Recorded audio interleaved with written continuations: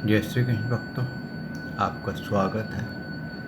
श्रीमद् भागवत गीता सार में हम अध्याय 12 का पान कर रहे हैं भक्तों।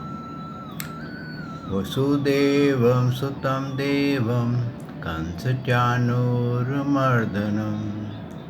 देवकी परमानंदं श्रीकृष्ण वंदे जगद्गुरु। श्री कृष्ण शरणं गोपाल शरणं श्री कृष्ण शरणं गोपाल शरणं। मेरे बांके बिहारी नंदलाल शरणं मेरे बांके बिहारी नंदलाल शरणं श्री कृष्ण शरणं गोपाल शरणं श्री कृष्ण शरणं गोपाल शरणं। मेरे बांके बिहारी नंदलाल शरणं मेरे बांके बिहारी नंदलाल शरणं श्री कृष्ण शरणं गोपाल शरणं श्री कृष्ण शरणं गोपाल शरणं। मेरे बांके बिहारी नंदलाल शरणं मेरे बांके बिहारी नंदलाल शरणं श्री कृष्ण शरणं गोपाल शरणं श्री कृष्ण शरणं गोपाल शरणं। मेरे बांके बिहारी नंदलाल शरणं मेरे बांके बिहारी नंदलाल शरणं। बोल भगवान श्री कृष्ण की जय। श्री नंद के लाला की जय। श्री देवकी नंदन श्री कृष्ण की जय। हे द्वारकाधीश भगवान श्री कृष्ण की जय। बोल देवादिदेव पूर्ण ब्रह्म भगवान श्री कृष्ण की सदा ही जय। जय श्री कृष्ण भक्तों, आपका स्वागत है श्रीमद् भागवत गीता सार में। भक्तों, हमने श्रवण किया था कि कैसे प्रभु अपने भक्त के साथ प्रेम करते हैं, और यहाँ तक इतना ज्ञान देने पर भी जब अर्जुन जी की इच्छा हुई कि मैं आपका रूप देखना चाहूँ, तो उन्होंने अपना विराट स्वरूप दिखा दिया, अपना पूर्ण ब्रह्म स्वरूप दिखा दिया। भक्तों, ये मेरे प्रभु की कृपा है कि वो हम जीवों से बहुत प्रेम करते हैं, लेकिन जीव है वो मुझसे प्रेम नहीं करता, यानी कि प्रभु से प्रेम नहीं करता है। एक बार ऐसा हुआ कि नारद मुनि जो थे वो भगवान के पास यही उलांबा लेकर के गए कि मैं देखता हूँ भक्त आपकी इतनी पूजा करते हैं, डंडौते डालते हैं, मालाएं फेर रहे हैं, सिर मुंडा लेते हैं, इतना कुछ करते हैं, और प्रभु एक आप हैं कि टस से मस नहीं होते, कम से कम उनको दर्शन ही दे आओ। तो भगवान ने नारद मुनि से कहा, नारद मुनि, हकीकत तो ये है कि मैं तो मिलना चाहता हूँ, मैं तो सबसे प्रेम करता हूँ, लेकिन मुझसे कोई मन से प्रेम नहीं करता है, सच्चे मन से प्रेम नहीं करता है। बोले ऐसा हो ही नहीं सकता। मैं आपको प्रूफ कर सकता हूँ कि कितने सच्चे मन से आपसे प्रेम किया जाता है। मैं बोला ऐसे कर, तो किसी एक जीव को जो कि तेरे को लगे कि मेरे को बहुत प्रेम करता है, मेरा सच्चा भक्त है, उसको बोल कि भगवान मिलने को तैयार है, लेकिन हकीकत क्या है कि तेरे को शरीर त्यागना पड़ेगा। नारद बोला ये भी कोई बात है? अरे प्रभु, आपके यहाँ तो इतनी भीड़ लग जाएगी कि आपका धाम छोटा पड़ जाएगा। वो तो जा तो सही, एक को लेके आ, तू सबको मत लेके, एक जीव को ले आ। नारद मुनि जी नीचे आए, क्या देखते हैं, एक किसान है, खेत में हल जोत रहा है और श्री कृष्ण शरणम गोपाल शरणम गाते हुए बीज खेतों में डाल रहा है और उसके खेत हरे भरे हो रहे हैं, बड़ा आनंद हो रहा है। अरे यार, तो मेहनत करने की आवश्यकता ही नहीं पड़ी, पहले ही एकदम सही आदमी मानव मिल गया। गए उसके पास, कहने लगे कि तेरे पे भगवान बहुत प्रसन्न है, तू इतना जाप कर रहा है, ये सारा जितना भी खेत, इतने बड़े बड़े खेत तूने जोते हैं और इनमें जो पौधे उग रहे हैं, फसल उग रही है, ये सब श्री कृष्ण शरणम गोपाल शरणम के नाम पे उगी है, तो भगवान तुझ पे बहुत प्रसन्न है, वो तुझसे मिलना चाहते हैं। बड़ा खुश हुआ, चलो मिलेंगे। बोले ऐसे नहीं, ये जो शरीर है ना, इसको तेरे को त्यागना पड़ेगा। शरीर त्यागना पड़ेगा? बोले हाँ, ये शरीर के साथ नहीं तू मिल सकता भगवान से, ये शरीर त्यागना पड़ेगा। बोला नारद मुनि जी, क्या कुछ 1 महीना भर रुक सकते हैं? बोले क्यों, क्या हुआ? बोले अगले महीने मेरे छोटे बेटे की शादी है, मैं बहू का मुंह देख लूँ फिर चलता हूँ, मेरे को तो कोई काम है नहीं। तो नारद मुनि जी का ठीक है, मैं इतने में ज़रा ब्रह्मांड में घूम के आता हूँ, देखता हूँ स्वर्गलोक में क्या हो रहा है, इधर उधर क्या हो रहा है। और टाइम लैप्स होता है, आपको मालूम है कि यहाँ का टाइम और स्वर्गलोक के टाइम में बड़ा अंतर है। तो नारद मुनि जी घूमने चले गए, अपने भ्रमण पे चले गए, वापस आए तब तक 2.5-3 साल निकल चुके थे। और उन्होंने फिर उससे पूछा, क्यों भाई अब चलेगा? कहता है महाराज कुछ दिन और रुक सकते हैं। बोले क्यों, क्या हुआ? मेरी जो छोटे बेटे की शादी हुई थी ना, उसकी बहू जो है वो गर्भवती है, तो मैं पोते का मुंह देख लूँ फिर चलता हूँ। तो कितनी देर रुकना है? बोले बस ज़्यादा नहीं, 1-2-3 महीने की बात है, वो 6 महीने हो गए हैं, तो 9 महीने की बात है। नारद मुनि फिर भ्रमण पर निकल गए। जब वापस आए तो क्या देखते हैं कि वो मर चुका है और उसी घर में बैल बन करके बंधा हुआ है। मुझे बोले अरे ये क्या हुआ, तू तो बैल बन के बंधा हुआ है, हाँ अभी भी कुछ नहीं बिगड़ा, तूने चलना है तो अभी चल। कहता नारद जी ऐसा है, अभी खेत की फली जो है ना, वो खेत पक गए हैं और उसकी कटाई होनी है। तो बोले तेरा बेटा तो तुझे बहुत पीटता है और तेरे को खाने को भी कम देता है, पीने को पानी भी कम देता है। बोले कोई बात नहीं, है तो मेरा बेटा ही ना, मैं तो वैसे ही कम खाता हूँ ताकि इसको मुनाफा ज़्यादा हो।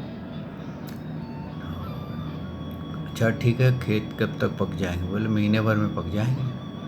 तो महीने भर वो फिर नारद जी निकल गए। फिर आए तो क्या देखते हैं, उसी घर में वो सांप बन के बैठा हुआ है। फिर उससे पूछा, क्यों भाई, तेरी तो बड़ी दुर्गति हुई, मानव से बैल बना, बैल से सांप बन गया है, अभी भी चलना है भगवान से मिलने के लिए? बोले नारद मुनि जी अब मैं क्या जाऊँगा, अब मैं एक सपनी मेरे साथ रहना चालू हो गई है, रहती है, अब वो गर्भवती है, बाद में सोचेंगे। तो नारद मुनि जी भगवान के पांव पकड़ लिए, बोले वाकई प्रभु, सच में ये जीव जो है इतना मोह में फंसा हुआ है कि ये आप तक आना ही नहीं चाहता। ये आप ही प्रेम करते हैं, आप इनको हर योनि में आप इनको भोजन देते हैं, हर चीज़ की सुविधा देते हैं, लेकिन ये माया में इतना बुरी तरह से फंसे हुए हैं कि इनके बंधन खुल नहीं पाते। तो यही भगवान ने कहा है, बताया है कि मैं जीवों से कितना प्रेम करता हूँ। अब तो इतना प्रेम करने वाला कोई भी दूसरा नहीं है सिवाय श्री कृष्ण के। आप कहीं पर भी कुछ भी उठा करके देख लीजिए, जितनी रक्षा, जितना आपका ख्याल भगवान श्री कृष्ण करते हैं, इतना कोई नहीं करता। उन पे आरोप लगने के बावजूद भी वो आपसे प्रेम करते हैं। आइए भक्तों, इस 13वें अध्याय को हमने पहला आरंभ किया हुआ है। आज इसको दोबारा फिर से आरंभ से ही शुरू करते हैं। क्षमा करें, 12वें अध्याय को पुनः आरंभ करते हैं। ओम श्री परमात्मने नमः। अथ 12 अर्जुनवाच एवं सततयुक्तो ये भक्तस्त्वं परुपासते ये चेऽपि अक्षर अव्यक्तं तेषां के योग वित्तमा। इस प्रकार भगवान के वचन सुनकर अर्जुन बोले, हे महानुभाव, जो अन्य प्रेमी भक्तजन पूर्व प्रकार से निरंतर आपके भजन ध्यान में लगे रह करके आप सैगुण परमेश्वर को और दूसरे जो अविनाशी सच्चिदानंद निराकार ब्रह्म को ही अति श्रेष्ठ भाव से भजते हैं, उन दोनों प्रकार के उपासकों से अति उत्तम योगवेता कौन है? क्या होता है भक्तों, अधिकांश लोग आप अगर देखेंगे तो वो भगवान को निराकार बताते हैं, क्योंकि उन्होंने निराकार की साधना की करते हैं, क्योंकि वो ब्रह्म रूप जो होता है भगवान का, ब्रह्म क्या कण कण में फैला हुआ है, आकाश। अब आप आकाश में ध्यान करें तो आकाश का ध्यान आप निराकार हो जाता है। तो भगवान को आकाश के समय प्रकार से मानते हैं और वो निराकार के उपासक होते हैं। इस पर भगवान ने कहा, श्री भगवान वाच मे आवेश मनो यामां नित्य युक्त उपासते सदा प्राय उपेतस ते मे युक्तमा मता।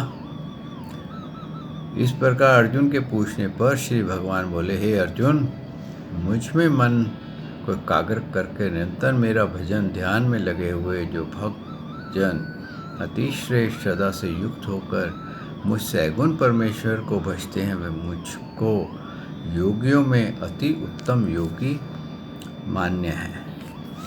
परंतु जो पुरुष इंद्रियों के समुदाय को भली प्रकार से वश में करके मन बुद्धि से सर्वव्यापी अकथनीय स्वरूप और सदा एक रस रहने वाले नित्य अचल निराकार अविनाशी सच्चिदानंद ब्रह्म को निरंतर एक ही भाव से ध्यान करते हुए भजते हैं, वे संपूर्ण भूतों के हित में रत और सब में समान भाव वाले योगी मुझको ही प्राप्त होते हैं। देखिए भक्तों, दोनों में अंतर आप देखिए। अंतर यह है कि एक तरफ भगवान ने कहा, जो मुझको सैगुण रूप में पूछते हैं वो मुझको प्रिय हैं।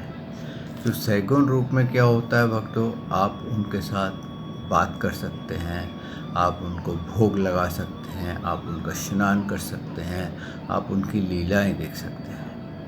निराकार में ये सब कुछ नहीं है, ये सब खत्म हो गया। और लेकिन क्या है, इसके अंदर साधना कितनी कठिन हो जाती है। निराकार में बिना किसी आकार के ऊपर आप अगर ध्यान लगाएंगे तो आप बहुत जल्दी आपका ध्यान टूट जाएगा और आपको इंद्रिय कहीं ना कहीं कोई ना कोई इंद्रिय खींच करके ले जाएगी। और भगवान ने यही कहा है कि अकथनीय स्वरूप का जो ध्यान करते हैं एक ही रस रहते हैं। और अब उन्होंने बड़ी योग लगा करके, बड़ा अभ्यास करके अपने इंद्रियों को बस में कर लिया है और एक ही भाव से वो मेरे कहते हैं ना निराकार में ही रहते हैं, तो वो भी मुझको प्राप्त होते हैं। आगे उन्होंने इसका स्पष्टीकरण करा है। उन सच्चिदानंद निराकार में असच्चित वाले पुरुष साधना में परिश्रम विशेष है, क्योंकि देहमानियों द्वारा अव्यक्त विषय का गति दुखपूर्वक प्राप्त होती है। यूँ कि भक्तों, जब आप निराकार का चिंतन करेंगे तो क्या होता है, आप कुछ समय में ही आपका चिंतन भंग हो जाएगा। और जब आप निराकार का ध्यान करेंगे तो क्या होगा, आपकी जो इंद्रियां हैं, मन और इंद्रियां, ये ज़्यादा भटकेंगे। इनको कंट्रोल करना बहुत डिफ़िकल्ट है, बहुत टफ है। तो क्या होगा कि आप भटकने लग जाएंगे। आप ध्यान तो बैठे हैं निराकार का, सो जाएंगे। आप ये मत सोचिए कि मेरे को निद्रा आ गई और बस वो निद्रा में आप भगवान के चिंतन में खो, आप सो जाएंगे।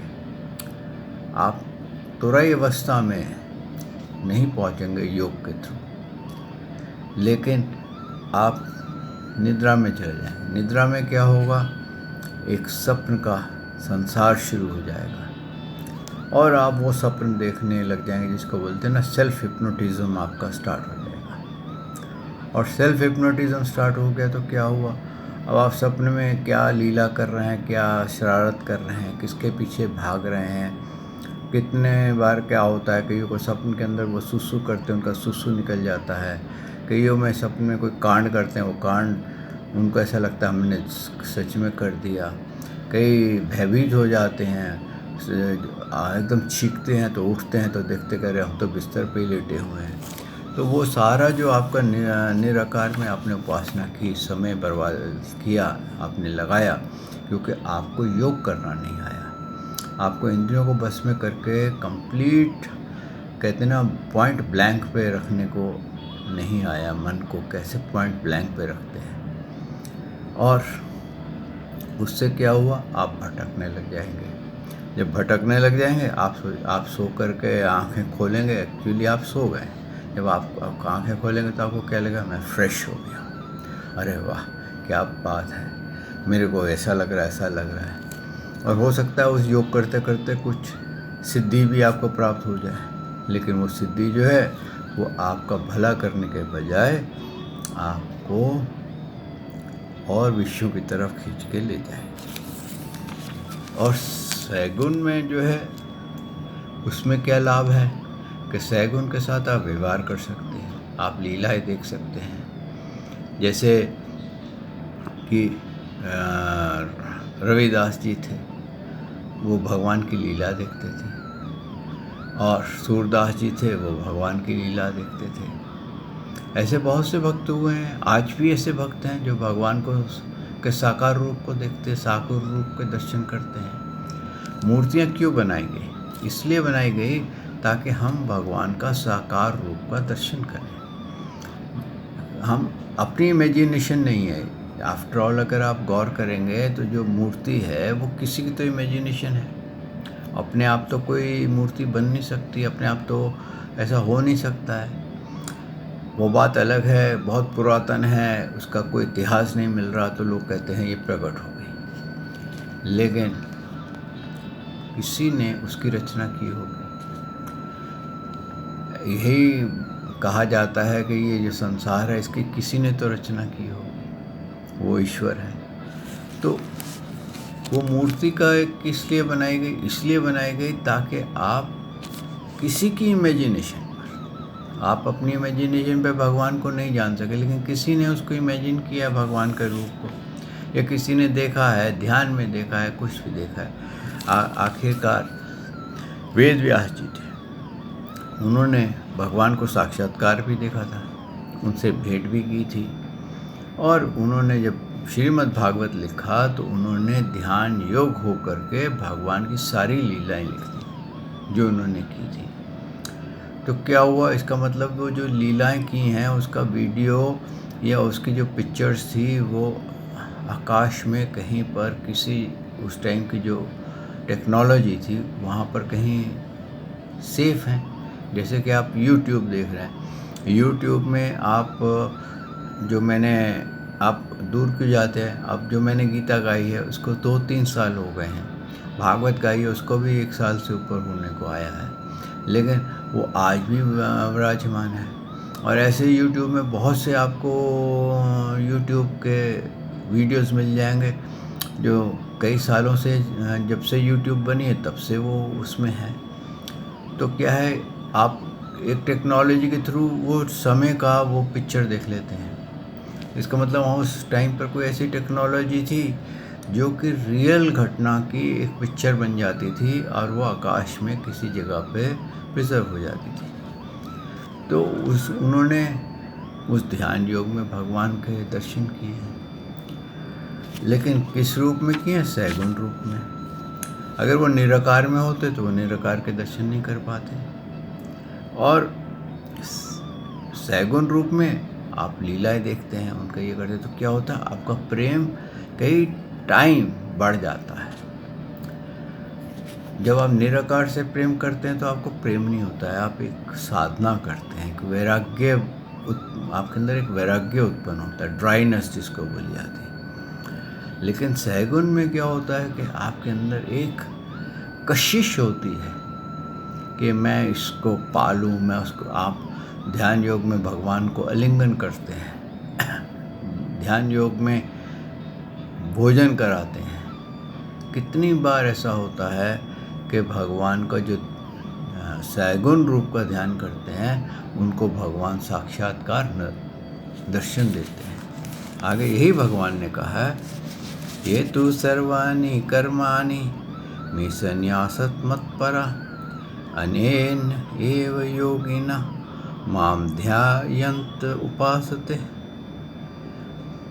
परंतु जो मेरे परायण रहने वाले भक्तजन संपूर्ण कर्मों को मुझ में अर्पण करके मुझ सैगुण परमेश्वर को ही अन्य भक्ति योग से निरंतर चिंतन करते हुए भजते हैं, हे अर्जुन, उन मुझ में चित्त लगाने वाले प्रेमी भक्तों को मैं शीघ्र ही मृत्यु रूप संसार सागर से उद्धार करने वाला होता हूँ। क्या यहाँ पर भगवान ने स्पष्ट किया है?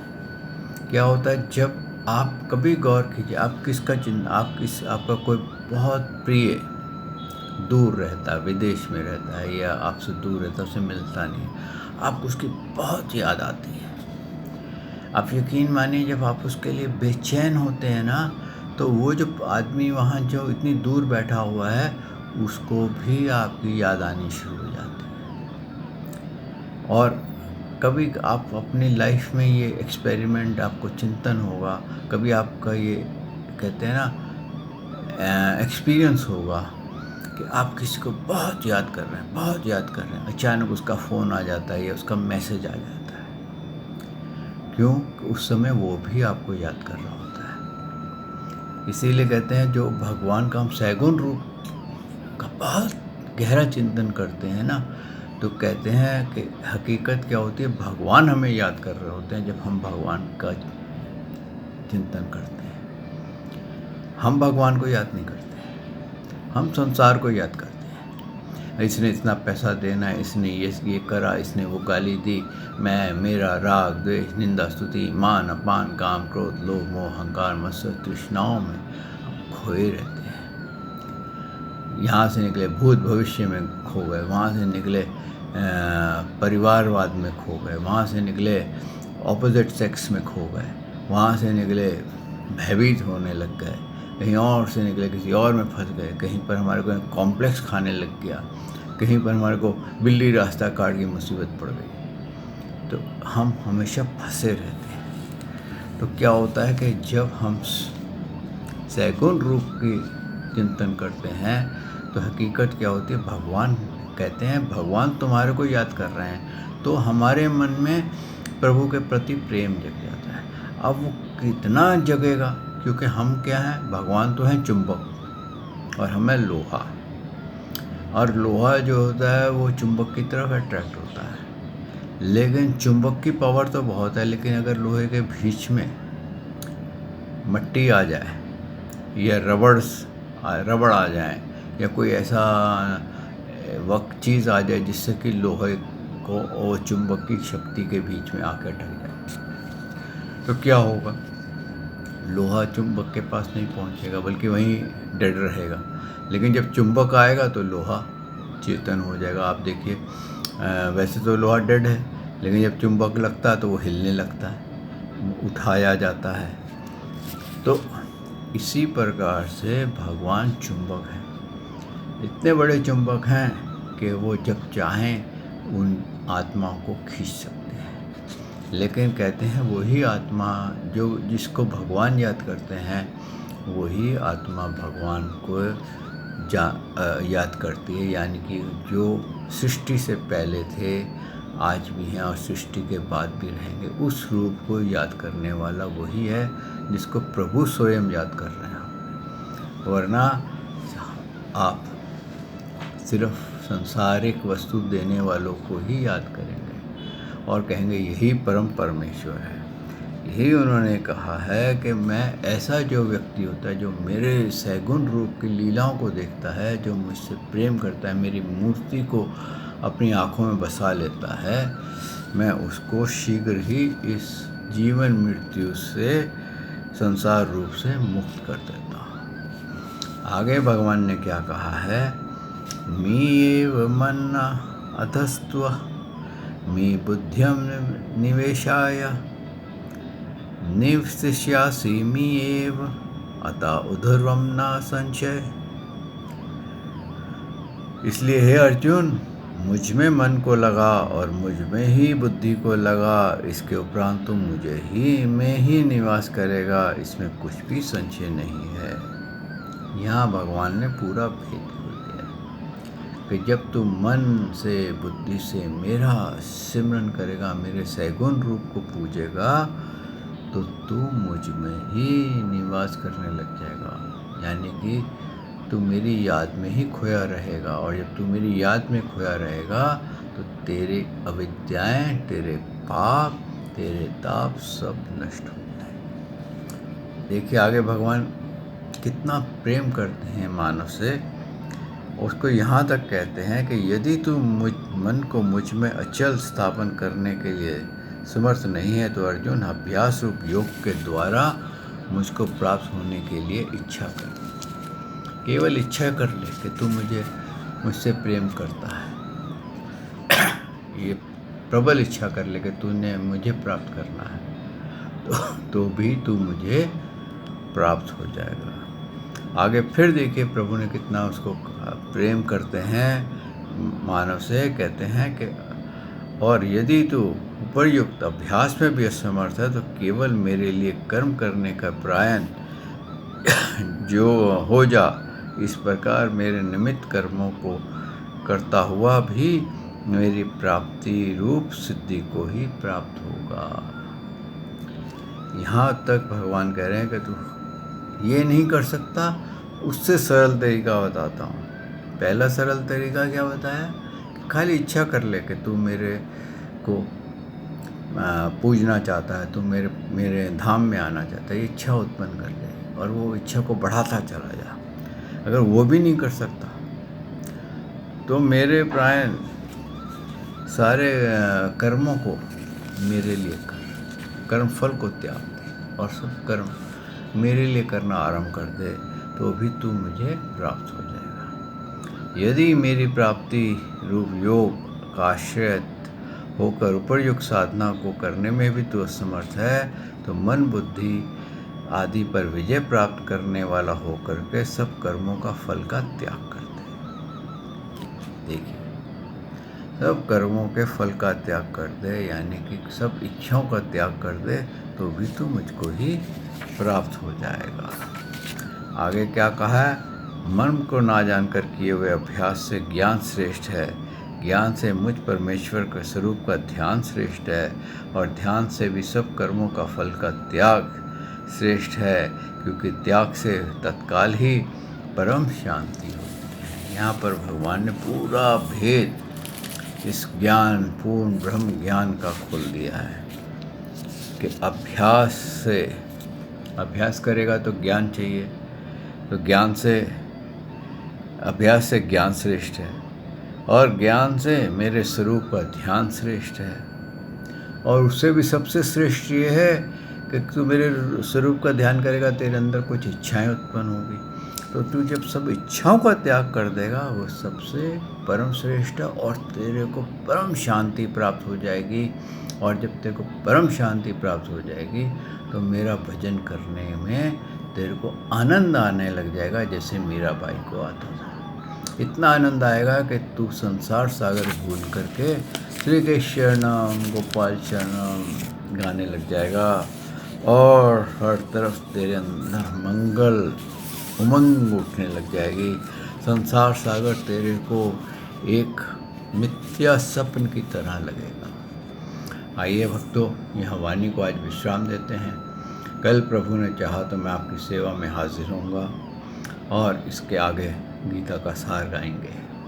श्री कृष्ण शरणम गोपाल शरणम, श्री कृष्ण शरणम गोपाल शरणम, मेरे बाके बिहारी नंदलाल शरणम, मेरे बाके बिहारी नंदलाल शरणम, श्री कृष्ण शरणम गोपाल शरणम, श्री कृष्ण शरणम गोपाल शरणम, मेरे बाके बिहारी नंदलाल शरणम, मेरे बाके बिहारी नंदलाल शरणम।